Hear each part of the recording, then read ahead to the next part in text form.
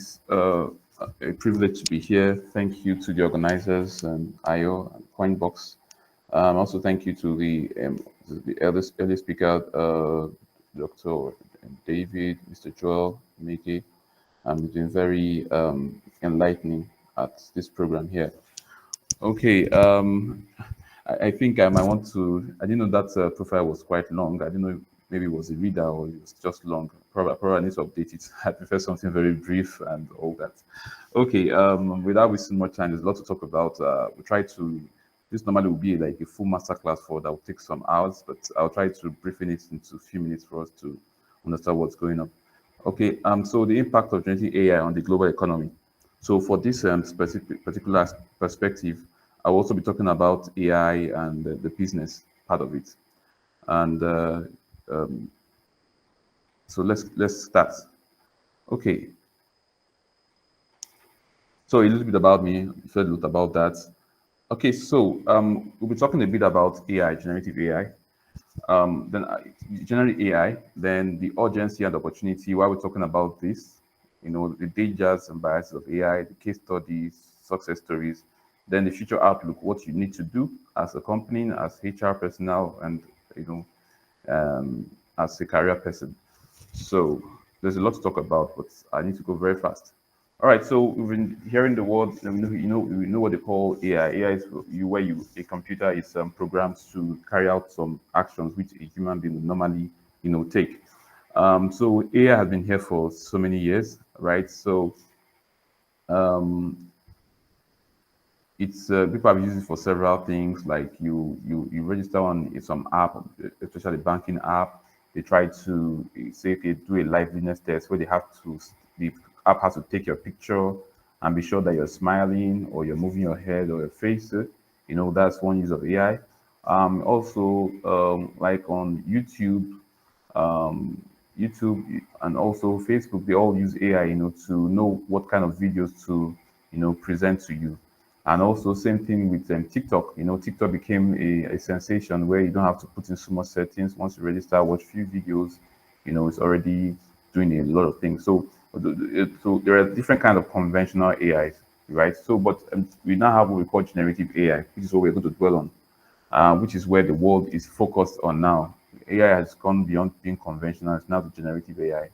And then the question will now be, what is generative AI? Generative AI is an AI that leverages some models to generate new contents, and it's kind of way more smarter than a conventional AI that where you try to, a very good example is ChatGPT, where you tell ChatGPT, please, could you help me come up with a business plan on how to set up a business? And you see ChatGPT is of type writing, and giving you like a full business plan, and same thing, the generative AI, which you just put in text and ask, please generate a video for me about a particular topic.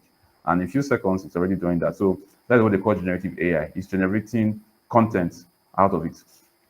And with this whole generative AI is shaking the industry, and it became very strong from last year November, right? And I'm going to go over the impact and how it affects you as a business, how it affects you as a HR practitioner, and how it affects a company.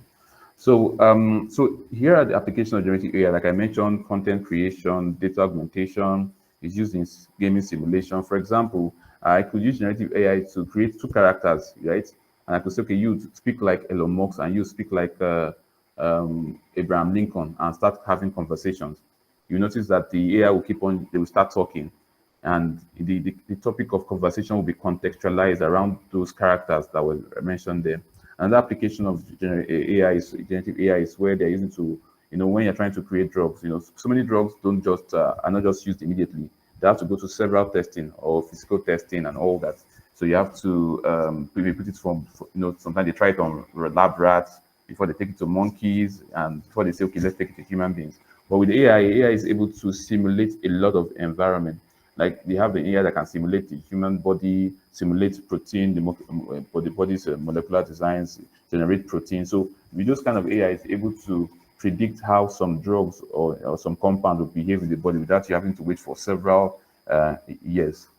And then natural language, of course, natural language processing. Of course, generative AI is able to even understand the theme of some text. For example, with generative AI, I can put a whole textbook into generative AI to summarize it, or I can start asking the AI questions about the textbook, and it should do it. So, and the AI can, a textbook that would take some people like months to read, AI will congest that in, say, depending on the power of the infrastructure, it could ingest, they call it ingestion. It could ingest that in, say, 1 minute, and it has every knowledge that's needed. So those are the applications, some of the applications of generative AI. I will still go deeper into the applications. It's just an overview because I'm trying to ensure that we're not too technical, trying to make that as easy as possible. Okay, so now we're getting to the sweet part. So the question is generative AI. That's what we've been hearing. Unlike Mr. Joel, he mentioned some applications of how AI is really going to is influencing HR already. And thank you for raising that up. It kind of makes the work easier for me. And AI is actually, I'm really very thrilled that someone here already knows about those applications of AI. And unfortunately, out here in Nigeria and Africa, a lot of people are not really aware and they're not doing anything about it. And like I mentioned, some people are a bit complacent. They just want to do things the old way. Newsflash, they might be out of jobs if they're not careful because some other company could leverage AI and beat their company. The company will lose cash flow and they'll be out of job. And that is why nobody is relaxed. Even this big Google is not even relaxed. And I will tell you a little background on what happened recently, which is causing the whole shaking all across the world. So, first of all, why is urgent to understand generative AI? Is because there are a lot of security threats with the advent of generative AI.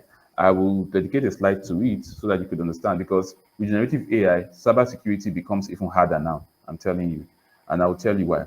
But on this slide, I want to focus more on the business opportunities and national or opportunities.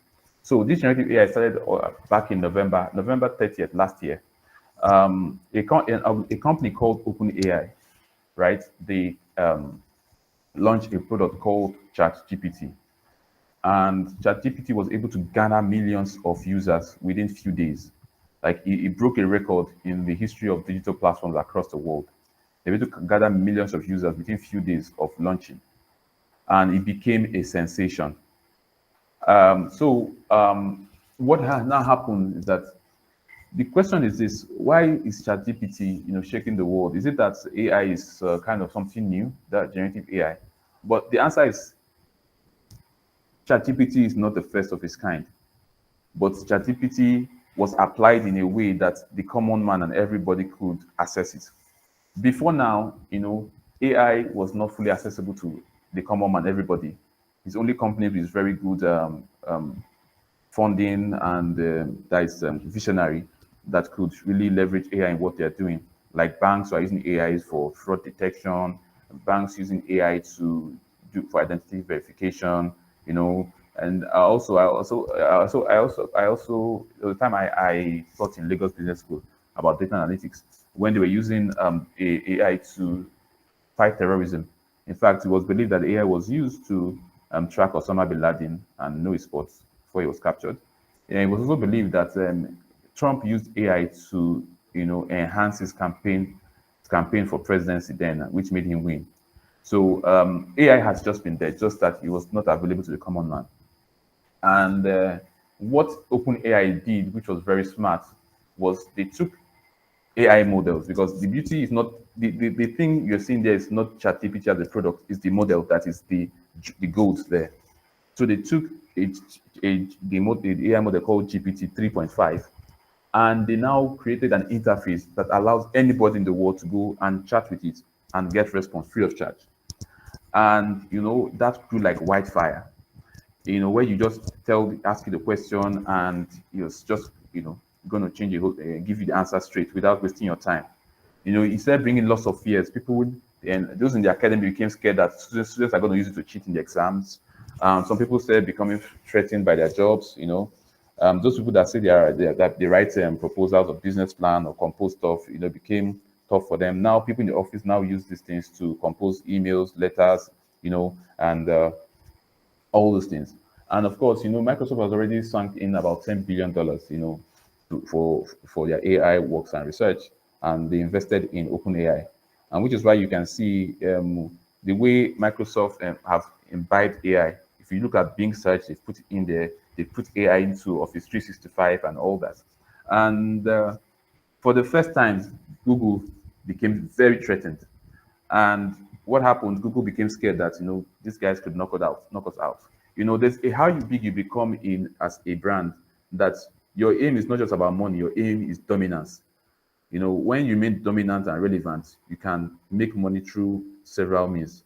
So Google needed to remain relevant, and of course, Google has to hastily launch their AI platform called BAD, and I think when they were testing it, there were a lot of errors, and because of that, they lost over $1 billion in their valuation. And today is called the costliest tech demo in the whole world. So when they were demoing their bad, they already did that few months after December. That was actually around March or April, and it gave very bad errors, and they lost some money in there. So then also we also have that AI has also made some startups very non-useful. The first casualty that a generative AI claimed was earlier this year. A startup called Check in the overseas that helps students with their assignments and all that. And the CEO was talking about, was doing like I think one of their AGMs sort of kind of meeting, and he was talking about what they're doing, and I believe he didn't clearly project how they were going to leverage AI to catch up with what ChatGPT is already doing. And what happened is that because of that little oversight, within one day the company crashed because investors were pulling their money and the valuation just crashed. So that tells you what's happening. And because of that, every global company now is now integrating generative AI into their products and services because nobody wants to be left out. So for a kind of move that kind of puts Google on their toe to be under pressure, you should know that it's something very big. And because of that, lots of investors all over the world have been investing on AI startups now. The search for AI startup is very hot. And if you're going to invest, say, for example, say $1 million on a normal startup, for an AI startup, they're going to invest like times three of that because AI requires bigger server infrastructures and all that. So there's a saying that says that it is not AI that's going to disrupt you. It is people who use AI that's going to disrupt you. So as a person, you know, what is happening? So and I'm going to give you a little pointer about the future, which you might not hear anywhere. It's based on research and work. There was an argument we were having some months back in the early stage. We were asking between Google and Microsoft who will win the AI game, and then I was saying hey, Microsoft was going to win it. And my argument was this: people are scared of AI, not just about still taking away their job, but data privacy. So people will feel Microsoft has a business enterprise plan. Microsoft has a business structure that is imbibed into several businesses. If you go to some global organizations, they use Microsoft Office and the rest of them. So it's easier for those big organizations to feel free to use AI product from Microsoft than to use Google because there are still already concerns around privacy around Google and for adverts, and the rest of them. So that was the argument. But then that was my argument then. But then after some months, I discovered I was wrong. And why? Because of the landscape is still shaping, it's still in the virgin stage. And a lot of things are still going to happen. We don't know what's going to happen in the next 6 months around the AI industry. And the fact is just this: some people might wake up and discover that they lost their job because they didn't keep up to date. So I'll be talking about some things you also need to do to stay relevant. Okay, so for the business opportunity, a business needs to start thinking about how they want to, imbibe AI into their product. Because as a business, if you don't, any business who does is going to knock you out. As a HR practitioner, if you don't leverage AI, you'll be knocked out. Yes, for example, Mr. Joel mentioned about those applications, but the HR that companies will hire is a HR person who knows how to use those tools. So instead of hiring 10 HR professionals, they rather hire 2 professionals who understand how to use AI. Because there are recently countries all over, some companies across the world are talking about how they are cutting down costs by using AI. They are laying off some staffs and they are leveraging generative AI to do what needs to do. And before now, AI was not so disruptive until recently last year when OpenAI showed us what generative AI could do. so it could think like a human being and a whole lot of other things. Then as a nation, you look see how Dubai is pushing to use AI, and what does it do? A resource that would take like to achieve, maybe say, a global GDP, make the great GDP to maybe a $1 trillion. With AI, that same resource can be used to achieve a GDP of $5 billion, and that's because it helps accelerate processes. It helps drop bottlenecks of having to go through some processes and wait. Like I gave you the example where they apply AI for drugs testing and all that. So those are this is the reason why this is happening. So there's a serious shaking. Everybody's under tension. Nobody wants to left out. Investors are looking for AI startups to invest in because they might be the big thing. No company wants to be knocked out. It's just here in Africa, Nigeria, where people are still joking. Just like the fourth industrial revolution and a lot of things, AI has really it might really shake everybody if Africa does not take a stand and start thinking around it. So AI could be good for business, labor productivity, like I mentioned, for the HR personnel. And a companies look here, companies are not here to feed your family. They're not here to feed anybody's family. They're not there for charity. They're there to make simply profits. And the fact is that whatever will give them profit is what they're going to do. However, in some countries, some governments, some people are already, mounting, protesting that they can't use AI and knock them out. But really, the investors for the company are not here to joke. They are just here to change, to grow their money.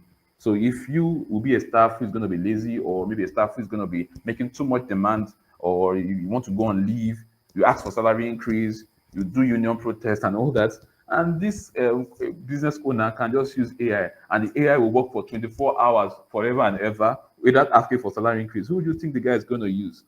So, that does not mean that jobs will be completely lost. Those who will lose their jobs are those who are not really updated, especially even in the HR sector. So also, generative AI could be used to provide a unique and personalized customer experience where you have customer service. We have to talk to customers. Some of them could be rude. Some of them could be not even. I've seen a customer service, like I visited a bank some days ago, and the customer, they don't want to mention the bank, they didn't know that they have a machine outside where you want to use to get a card. In that same bank, he was already telling customers that they should fill a form to get their ATM card and come back the next 7 days. And I was there, with my wife, and somebody just reminded me, yes, they have this machine, and I just stepped out, and within 5 minutes, I had ATM card, and we left. So there's a lot of, as companies keep on growing and having more products added to it. Some of those staff might be it might be a bit laid back in trying to get updated with the product. But with AI you can make AI a machine to ingest all your company products, and it can dish it out to customers judiciously with high level of accuracy. So, and it will even cost you less, compared to a human being. And then AI is already creating new businesses all around. Like now we have things around ethic. Very soon we have might have things around the ethical law for AI. We have people with the new field they called prompt engineers. And several other things. And the AI could also accelerate research and development for generative designs. Okay, so I've given some case studies about AI. Then also now AI can even write programming code. And in the next 1 to 2 years, really, some software programmers might lose out because there are AIs that you could, to some extent, you can speak to an AI to write programming code for you and write a complete application for you. And presently, works are on the way to put together an AI that can, accurately come up with at least a basic software application. Presently, people are using AI to generate websites, so I don't have to go and give a web developer to do a WordPress site for me and waiting for him. No, just by giving some text prompts, say I run maybe a consultancy business where I provide HR service for people in Nigeria, blah blah blah. And before you know it, the AI will just generate complete website content and generate pictures and generate the codes for you. And what is left is for a business to be able to arrange a server so that after the AI generates it, it goes straight to a server and you have your website. However, some people are already doing that. There are AI that even help you come up with a PowerPoint for whatever topic you're looking for. So the application of generative AI, they are limitless as far as you can think. And there are still opportunities there waiting to be unlocked by people who are innovative and know how to apply this AI in a particular field, just like as mentioned, how it's applied in the HR field. So now, this is an overview of what happened in the past few months. Although this is not so updated, this is I think this is as of a few months ago. Now, this shows you the area that is a focus for AI, where the money has been going to for AI. It just gives you a pointer about where the application is. If you see out of this whole investment, this is like a chart showing where investors are investing. You know, investors don't just invest anywhere; they do research to know what is really strong, right? If you see the biggest share of investment goes to social media and marketing content. Marketing brands are huge. They are the marketing brands are part of the people that have huge. You see, like a brand where some, like for example, in Nigeria, millions of dollars, for marketing campaigns, even abroad, huge money. So, and the most of them they have to create a lot of content around videos, pictures, and all that. Right now, there are AIs that can help you generate video. Even a training can generate video trainings for you. Like it will come up with a virtual human being that you will give it all the whole training materials, and the AI will carry out the training and even interact with the class, the students. This AI available, and for me, I'm not speaking theoretically about what I've seen somewhere. Some things I've implemented because even before ChatGPT became popular, I already building AI for a one of the top three Korea companies in the world, right? So and when ChatGPT came and all that, it's something that really aligned with us, and we are also trying to launch a product for businesses around AI. So for here, marketing media, they took the chunk. Then if you see the second biggest focus of AI is okay, this is for generative interfaces. So for this is the biggest chunk for the visual media, right? On the right hand side, you have those for generative interfaces, more like maybe like a chat GPT where you type text and get something. So your human machine interfaces, where you could type in one or two things and get some values from there. And then also then they also spoke study about code completion. I told you that AI cannot generate programming code and application from beginning to the end. There's productivity, and there's also audio editing. AI can even generate music for you now. You tell me the genre of music that you want to generate. So that's even going to even disrupt even music producers on one end. So the fact is that the fact is that there are many things that AI will do in the next 6 months. We are not sure what's going to happen as far as AI is concerned. But the world is just waiting for one crazy person who is just going to use this model and come up with a business and shake things up. So let me come back to the visual media. We have a summarization. For example, one of the AI we built for a company is that for their customer conversation, instead of the agent having to read through the whole conversation or listen to the whole audio call, our AI is able to summarize a 2 minutes or 5 minutes call into 3, 4 sentences. So you to understand what's going on in that call without having to stress yourself to listen to this. So those are the ways we are already, applying AI. And basically, what we are doing for the company is, let me just help you. Okay, let me just go through and I'll tell you the use case we are using just to help you understand how you could how it's going. Um, so let me go to the next slide. Okay, so this just gives you an overview of application of AI. So I think I will dwell a bit on this just to give you to understand the concept generally. So, like I mentioned to you, ChatGPT is just a product or an interface or a public-facing interface, but the main thing is the model. So on my left hand side, you see what I have here: AI foundational models of global knowledge. Example of this is the GPT 3.5 model. They now have the GPT-4 model, which is very more intelligent than GPT. That is the one that is run by ChatGPT. For you to access the GPT-4 model on ChatGPT, I think you have to pay compulsory. It's not free. So AI foundational model of global knowledge. That AI model, you can ask almost any questions in the world. So then the second one, which is where I believe the money is the AI foundational models of enterprise knowledge. And I'll give you an example. For one of the global companies that we consult for, they were thrilled by ChatGPT and they said, you know what, we though we love ChatGPT, but we don't want our company information to be on ChatGPT because presently a lot of people are already suing and saying that ChatGPT leverage open knowledge or people's work and used to create a model and they are making money out of it. And questions have said propping up about with based on the output of an AI model, who should get royalty for it? Or I use an AI model to create a picture and I'm using it for media work and all that. Who should credit given to? Because of course, when for any AI model, you know,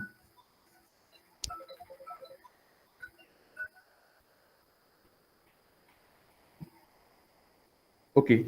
Sorry. For any, of course, for any AI model, you have to do training for it, right? You have to train it.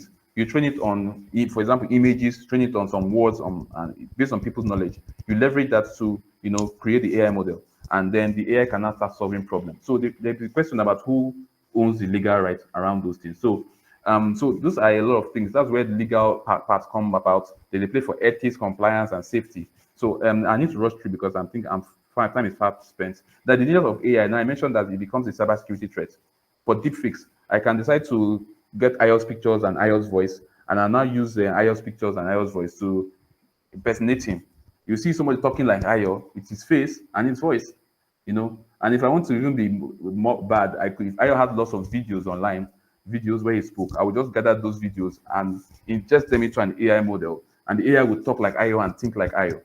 So a lot is about happening. So around data privacy, cybersecurity, there's going to be a whole lot of things that are going to happen. So there are a lot of dangers around AI. So it makes it very tough. So for those who are cybersecurity experts, there's more work to be done. For companies, there's more to be done for security because AI has really, made some things tougher to do. So in rounding off, I would like to tell you two things: what you need to do as an organization. So there are two sides of it. AI as for career, for your HR career journey, and personally, I would advise you attend AI trainings to gain knowledge, understand what it is. Then there's a new job role called prompt engineering. Prompt engineering is going to be the next big thing. Just the way they told people go and learn computer, without you knowing how to use computer, some people not employed. That's how prompt engineering is going to be. If you look at the picture I showed you, that they had what they call enterprise-based knowledge, where, for example, like a bank will have all the information about all their products and all that. And what will happen is that the bank will put all their information into an AI model. And what you'll be doing as a staff every time is just the way you're asking ChatGPT some questions. You'll be asking those AI models some questions, and they will be providing information for you about the company. Or you want to pull out a report. I don't have to start getting my PowerPoint slide and start pulling Excel sheet. No, there's an AI presently now which we're also using, that when you just ask the question, that how much sales was making in the last 5 months in Ikeja, it will come and pull out a graph for you, and give you a report straight. So what's going to happen? The future of work is that lots of people will need to be prompt engineers in their field, because you will be probably chatting a lot with the company's AI model instead of going to the database to pull Excel sheets and all that. So that's what I can say for now. I need to round up. Then you need to explore also building AI solutions so you can learn. There are still opportunities for you to create something around your field, around AI. I would advise you to do that. Then for organizations, first of all, you need to train all your decision makers around AI. So, for example, if, for example, someone like Mr. Joel is hired into a company, I know he has his own business, or they've called to consult for a company, and they want to think about the company structure and all that. For the fact he understands 5 applications of AI, he'll be thinking that, can't we make our HR part this way, since we want to cut costs and the rest of them. So he already has that information, right? Then there are also deeper knowledge you could also have about how to apply it, strategies and all that. So a company needs to start training their decision makers about the possibilities of AI, because if a company does not do that, any company that does that first will win, because they'll be providing services faster, better customer experience, better pricing, and you'll be wondering how they're doing that. And before you know, you'll be out of business because you cannot cope with them. Then a company needs to review their organizational year plan and identify where they can leverage AI. They need to get experts, look at the 5 year, 10 year plan, and start thinking where they can start changing things little by little, to bring in AI. Then AI has to HR has to rethink work recruitment. You can't just hire anybody. Some jobs are already obsolete. As I mentioned to you, the future of work is that most times everybody will be chatting with AI models in the company to get information, to do whatsoever.